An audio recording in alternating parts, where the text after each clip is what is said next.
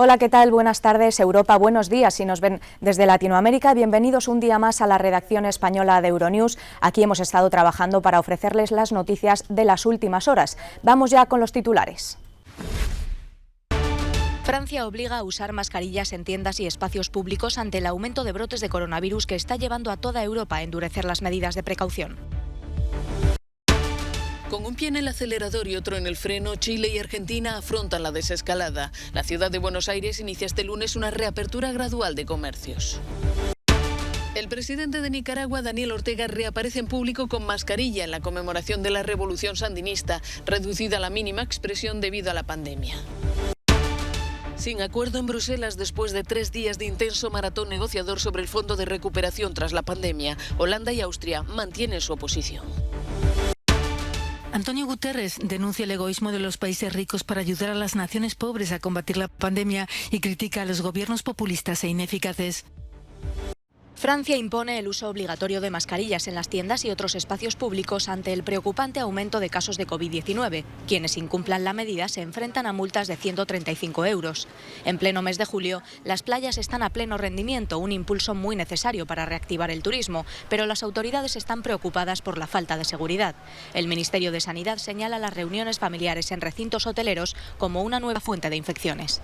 España tiene un dilema similar. Ha reabierto sus puertas a los visitantes, pero está siendo testigo de un preocupante aumento de brotes. En Cataluña se han prohibido las reuniones de más de 10 personas y se recomienda un confinamiento voluntario a la población que no se está cumpliendo. No se descarta volver a los cierres localizados. Grecia, otro de los principales destinos turísticos de Europa, también está tratando de contener los nuevos brotes. En Atenas las mascarillas son ahora imprescindibles en los supermercados. Se cree que más de la mitad de los casos recientes de coronavirus se han dado entre los visitantes extranjeros. E incluso en Austria, uno de los primeros países en relajar las medidas de confinamiento, el gobierno está considerando imponer nuevas restricciones con el virus tomando cada vez más fuerza. Es demasiado pronto para hablar de una segunda ola en Europa, pero las señales son inquietantes. Debido al aumento de casos de coronavirus en los Balcanes occidentales, Austria está intensificando ahora los controles fronterizos con la ayuda de los militares. Cualquiera que entre desde Eslovenia debe esperar controles aleatorios. Militares y policía inspeccionan tanto la carga de los vehículos como a los pasajeros. Controlamos si hay una prueba de corona válida, si la persona tendría que estar en cuarentena en casa o si simplemente está de paso por Austria. Se vigilan en especial los vehículos con matrícula procedentes de países importantes como Bosnia o Serbia. Y en el caso de los autocares, todos los pasajeros tienen que bajar del autobús para ser examinados. La razón de este refuerzo de los controles fronterizos es simplemente el aumento en el número de casos en los países de los Balcanes occidentales. Y en última instancia, también el aumento de los casos en Austria. Los soldados reciben cursos de entrenamiento especial para las operaciones fronterizas, ya que no todos los resultados negativos de las pruebas son aceptados en Austria. El gobierno ha alertado sobre pruebas baratas en los Balcanes que no cumplen con los estándares de Europa Central. Además del control fronterizo, Austria ha impuesto prohibiciones de desembarco a todos los países de los Balcanes occidentales. Se han cancelado los vuelos de ciudades como Belgrado, Sarajevo e incluso Bucarest. Si bien las prohibiciones de aterrizaje por ahora solo se aplican hasta finales de julio, los controles fronterizos podrían extenderse pronto a la frontera italiana. En Austria actualmente solo hay pequeños brotes de corona controlables. Para mantenerlo así, el país está tratando de protegerse de las zonas más afectadas de los Balcanes occidentales. Ahora solo falta ver si la prohibición de vuelos y controles aleatorios en la frontera resulta efectiva.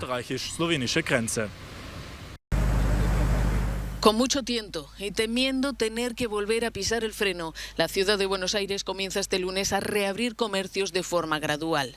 Primero volverán a funcionar los negocios de cercanía. Una semana después, las tiendas de ropa y calzado. El presidente Alberto Fernández, que atraviesa por un momento político muy complicado entre duras críticas del kirchnerismo, anunció el pasado viernes que se mantendrá la cuarentena hasta el 2 de agosto. En ese tiempo se irán relajando las restricciones, aunque dejó claro que si tiene que dar marcha atrás, lo hará. Y que no me va a temblar el pulso en volver a dar marcha atrás si es que la cosa se va de las manos. La pandemia ha dejado más de 2.200 muertos en Argentina, la mayoría en el área metropolitana de Buenos Aires. Después de casi 4 meses de cuarentena, la capital y su amplio cordón urbano con sus 16,5 millones de habitantes clama por un alivio de las restricciones sociales y sobre todo económicas. A mí me presiona la realidad y yo sí tengo en cuenta los comerciantes que tienen sus comercios cerrados y la gente que tiene que salir a trabajar para recuperar su ingreso cotidiano. Desconfinar también es la palabra clave en Chile. El presidente Sebastián Piñera ha presentado un plan gradual llamado Paso a Paso, con 5 etapas que se aplicarán según la evolución de la situación en las diferentes zonas del país. Estamos cumpliendo 5 semanas de mejoría en relación a esta pandemia. Cada comuna o región podrá ir dando pasos hacia adelante en este proceso de desconfinamiento. Pero también, si las condiciones lo hacen necesario, tendrán que volver a pasos anteriores. En este mercado de Santiago cruzan los dedos para que funcione la desescalada y piensan ya en el día después. Ojalá que sirva de algo y que la gente cumpla con el paso a paso. Ahora tendríamos que ver el otro paso a paso, que a la gente le interesa, que tiene que ver el preocuparse más de la gente pobre. La zona metropolitana de Santiago lleva más de 9 semanas en cuarentena, aunque algunos barrios del centro llevan encerrados desde marzo. Con más de 330.000 casos contabilizados, Chile es el 8º país del mundo con más contagios por coronavirus. La epidemia ya ha dejado unos 8.500 muertos. Con mascarilla y guardando distancias. Así reapareció este domingo tras más de un mes ausente el presidente de Nicaragua, Daniel Ortega, con motivo de la conmemoración del 41 aniversario de la Revolución Sandinista. La pandemia de COVID-19 ensombreció el acto. Normalmente multitudinario, este año apenas concentró a 1 millar de sandinistas. Señal de que algo se mueve en Nicaragua, donde el gobierno y Ortega se han resistido hasta ahora a tomar medidas para evitar la propagación del virus, entre críticas de sectores médicos que les acusan de falsear las cifras sobre contagiados y muertos. En su largo discurso, Ortega echó balones fuera y atacó a Europa y Estados Unidos por su manejo de la pandemia. Que han fallecido como resultado de esta epidemia. En estos momentos ya andan acercándose a los 100. Esa es la peor epidemia. La peor epidemia es la que provoca el hambre y es la epidemia del capitalismo salvaje, que estaba bien instalado en el mundo hasta que llegó esta epidemia y lo sacudió. Ha sacudido al capitalismo salvaje y le está diciendo: ese no es el camino. Pero lo que más llamó la atención fue el diseño de la Plaza de la Revolución, con una forma similar al conocido símbolo del ocultismo llamado Estrella de 5 puntas, teniendo en cuenta la afición a las creencias esotéricas que se atribuye a la esposa de Ortega y vicepresidenta Rosario Murillo. Un escenario que desató un encendido debate sobre el bien y el mal en las redes sociales. Jorge es muy pequeñajo, pero un auténtico campeón. Un bebé prematuro con COVID-19 que nació ligero como una pluma, con solo 542 gramos en un hospital de Lima. ¿Cómo está? Ha cumplido un mes que ha pasado en la incubadora en una zona de aislamiento de la UCI. Por fin su madre ha podido conocerlo. Ha sido un mes bastante difícil y complicado, pero ya estamos aquí en el camino y pronto vamos a vencer la batalla. Yo sé que Jorgito está muy bien atendido. Jorgito está saliendo adelante en el Hospital Edgardo Rebagliati de la capital peruana. Bueno, es el prematuro más pequeñito, hijito de mamá COVID positiva que hemos tenido hasta el momento. Ella también está afuera. Una preeclampsia severa y el síndrome de HELP obligaron a traerlo al mundo con solo 23 semanas. Ahora ya supera los 900 gramos y según las últimas pruebas está libre de coronavirus. Aún necesita respiración asistida y tendrá que seguir internado, pero a partir de ahora sus padres podrán visitarlo regularmente. Jorge y su hazaña son todo un símbolo de esperanza en un país con la segunda mayor cifra de contagios de COVID de Iberoamérica.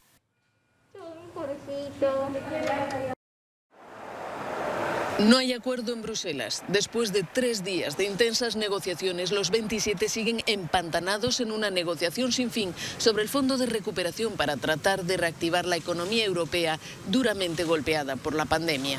Este lunes, a las 5:30 de la madrugada, los líderes aún buscaban la cuadratura del círculo. Sin lograrlo, volverán a reunirse por la tarde. El presidente del Consejo Europeo, Charles Michel, volvió a poner sobre la mesa su propuesta de que el fondo tenga 750.000 millones de euros y que de ellos 400.000 sean en subvenciones y 350.000 en préstamos. Francia, Alemania, España e Italia reman en ese sentido. Sin embargo, los autodenominados países frugales, con Holanda y Austria a la cabeza, siguen bloqueando el acuerdo. Del grupo, Suecia y Dinamarca parecen los más dispuestos a suavizar su postura. Según fuentes oficiales, la negociación se retomará a las 4 de la tarde. El fondo es crucial para relanzar la economía europea y del acuerdo podría depender, según los analistas, el futuro mismo de la Unión.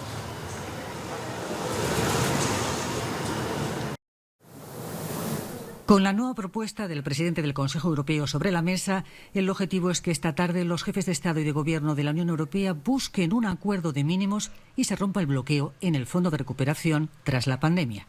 No será fácil, según los expertos, después de interminables jornadas de tira y afloja, pero tampoco es una tarea imposible. Creo que es una negociación realmente difícil porque no solo se trata de grandes cantidades de dinero, sino que cambia el marco de la Unión Monetaria Europea, ya que es la primera vez que la Unión Europea pide un préstamo para dar subvenciones a los países. Luego es realmente un cambio de juego en cuanto a cómo funciona la Unión Monetaria. En cierto sentido, se trata de ver cómo compartir la soberanía y por eso es tan difícil. El otro gran escollo proviene del grupo del Visegrado, formado por Polonia, Hungría, Eslovaquia y la República Checa, que se niegan a vincular el desembolso de los recursos del Fondo de Reconstrucción al respeto al Estado de Derecho. Tienen que ponerse de acuerdo en la cuestión del Estado de Derecho. Este es uno de los grandes puntos de fricción y creo que es bastante inaceptable que se gaste y se entregue mucho dinero a los países sin ningún tipo de garantías de que se respete el Estado de Derecho en esos países y que ese dinero se gaste de acuerdo con la ley. Sin duda, este es uno de los grandes puntos en los que tiene que haber acuerdo. Algunos socios, como los Países Bajos, piden incluir una fuerte condicionalidad entre la recepción de los fondos y el respeto a la separación de poderes y la independencia judicial. Naciones Unidas ha pedido 10.300 millones de dólares a los países desarrollados para ayudar a las naciones pobres a combatir la pandemia, pero solo ha recibido 1.700. Su secretario general, Antonio Guterres, denuncia lo que considera un abismo entre los intereses individuales y el interés común. Para responder a las dramáticas consecuencias económicas y sociales del COVID y para tratar el COVID a nivel mundial, necesitaríamos un paquete equivalente a más del 10% de la economía mundial, lo que significa billones. Y vemos esos billones gastados por países desarrollados en Estados Unidos y Europa, pero no vemos movilización de recursos para apoyar a los países en desarrollo para hacer lo mismo. Sin embargo, para Guterres, la pandemia ha creado una oportunidad para toda una generación de crear un mundo más equitativo y sostenible. La mayor parte de las situaciones más dramáticas que vemos en el mundo suceden exactamente donde los gobiernos populistas han sido totalmente incapaces de hacer frente al COVID de forma efectiva. Por lo que mi esperanza es que cuando el COVID desaparezca y nos dediquemos a la reconstrucción, la gente sienta que verdaderamente necesitamos unidad, necesitamos solidaridad, cooperación internacional y gobernanza global, con instituciones multilaterales mucho más fuertes que las de ahora. Guterres también denuncia que los países en desarrollo, en especial los africanos, están poco representados en instituciones económicas y de poder como el Banco Mundial o el Consejo de Seguridad de la ONU. La Catedral de Nantes, una de las joyas del arte gótico francés, ha sobrevivido a otro incendio en sus más de 5 siglos de historia. Sin embargo, queda por delante esclarecer si el siniestro fue provocado intencionalmente. La mañana del sábado, los bomberos se encontraron con 3 focos de fuego, una en la tribuna elevada donde se encuentra el órgano de la catedral y otros 2 en puntos diferentes de la nave. El primer ministro francés Jean Castex se presentó en Nantes para evaluar los daños y agradecer al centenar de bomberos por su labor. Sobre la investigación en curso, informó que esta está en manos de la Fiscalía. Según una evaluación de los daños de la Federación Nacional de Bomberos, la fachada no sufrió daños importantes con excepción de los vitrales y una parte del mobiliario interior. Entre los nanteses domina un gran sentimiento de alivio, pero también de tristeza. Si el incendio es de origen criminal, todos se preguntan cuáles serán los motivos que se esconden detrás. Nice to meet you. Nice to meet you. So nice to meet you. It is so nice to meet you. I can't believe it. Wow. Lydia Bert, una superviviente del Holocausto, ha conocido al hijo de un soldado estadounidense que la liberó de los nazis hace 75 años. Un vínculo entre familias separado por el tiempo y tras el que aún resuenan palabras pronunciadas en 1945. El soldado me deseó suerte. Fue muy especial, porque no estaba acostumbrada a algo así. Un mensaje de esperanza escrito apresuradamente para conmemorar un momento indeleble en la vida de Lily, su libertad. Él lo dejó escrito en el único papel que pudo encontrar, un billete alemán. Fue la primera vez que alguien vino a oír mi historia y no a matarme. A escuchar. Y eso marcó la diferencia. A los 16 años, Lily logró salir con vida junto a sus hermanas pequeñas del campo de Auschwitz, liberado por el ejército soviético. Allí, los nazis mataron a más de 1 millón de personas.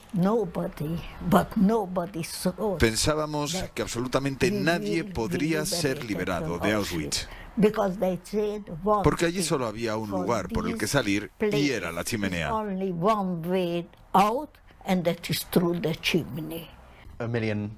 El bisnieto de Lily, fascinado por su historia familiar, fue escarbando a través de viejos recuerdos hasta que juntos redescubrieron la nota. La colgó en Twitter para tratar de localizar al soldado. Realmente me conmovió lo que dice el billete de banco. 10 palabras. Comienza una nueva vida y buena suerte y felicidad. Y realmente me conmovió ver la bondad de los libertadores. El soldado Hyman Schulman murió hace 9 años. Creo que es el primer hombre que fue amable conmigo. 75 años después, Lily ha podido dar las gracias a la familia del hombre que le escribió una nota, un mensaje que ha viajado a través del tiempo y que ha unido a estas dos familias que ahora planean verse en persona. Luto en el mundo de las letras con la muerte de Juan Marsé. El escritor español ha fallecido en Barcelona a la edad de 87 años. La historia del catalán nacido en la ciudad condal es la historia de un narrador para quien no había literatura sin memoria. Autor de obras como Ronda del Guinardó o Últimas tardes con Teresa, entre otras, Marsé fue condecorado en numerosas ocasiones por su estilo y la calidad de su trabajo. Una obra que fue reconocida con el prestigioso Premio Cervantes en 2008. Comprometido con la política y con la libertad de expresión, amante de la vida, trabajó desde niño en un taller de joyería. Poco a poco desarrolló su gusto por la literatura y comenzó a publicar sus primeros relatos. Como buen orfebre pulió su estilo y su narrativa. Tras varios años de estancia en París, volvió a Barcelona, una ciudad que hoy resulta casi imposible entender sin esas historias a las que dio forma el autor. Juan Marsé fue, es y será siempre parte de la capital catalana y de zonas como el Guinardó, en las que sembró la semilla de lo que hoy es un legado literario y humano de incalculable valor. Doble éxito para Lewis Hamilton en el circuito de Hungaroring. El británico de Mercedes ganó el Gran Premio de Hungría de Fórmula 1 y se convirtió en el nuevo líder del Campeonato del Mundo de Pilotos. Es la victoria número 86 en la carrera de Hamilton en la categoría Reina del Motor. Un triunfo al que no pudieron asistir in situ acérrimos aficionados como es el caso de Claudia y Denis. Ambos estuvieron presentes en todas las carreras correspondientes al Mundial disputadas en Hungría en los últimos 5 años, pero el coronavirus ha impedido que acudieran al de este año y que cumplieran un sueño. Nos casamos hace 2 semanas y planeamos una luna de miel única, asistir a tantas carreras de Fórmula 1 como sea posible. Claudia y Denis han visto trastocados sus planes. Hace 2 meses los organizadores del Gran Premio de Hungría acordaron que la carrera se disputara sin espectadores en las gradas y bajo las más estrictas regulaciones epidemiológicas. Todos los presentes en el circuito han pasado las correspondientes pruebas para detectar la COVID-19. Solamente los miembros del equipo pueden acercarse a los pilotos. Mantener la distancia social y llevar una máscara es obligatorio. Considero que las medidas de seguridad son máximas. Muchos aficionados se reunieron en la colina cercana para seguir la carrera con prismáticos y escuchar el rugido de los motores. He seguido las carreras de Fórmula 1 desde que era niño. Solía verlas desde las gradas en el circuito, pero ahora no es posible. Tenemos que ver la prueba desde aquí. El año pasado, los organizadores de la carrera obtuvieron unos 7 millones de euros en concepto de venta de entradas. Si a esto se añade todo lo generado por el turismo, se alcanzan en torno a 86 millones de euros. Faltan miles de aficionados en las gradas, pero también en los hoteles y restaurantes húngaros. La decisión de disputar la prueba a puerta cerrada se traduce en millonarias pérdidas para el sector de servicios.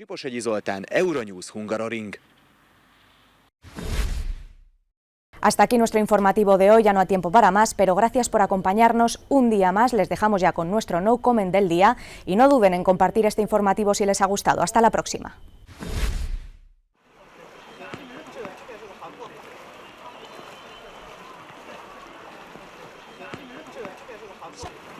저离了这里有个台阶，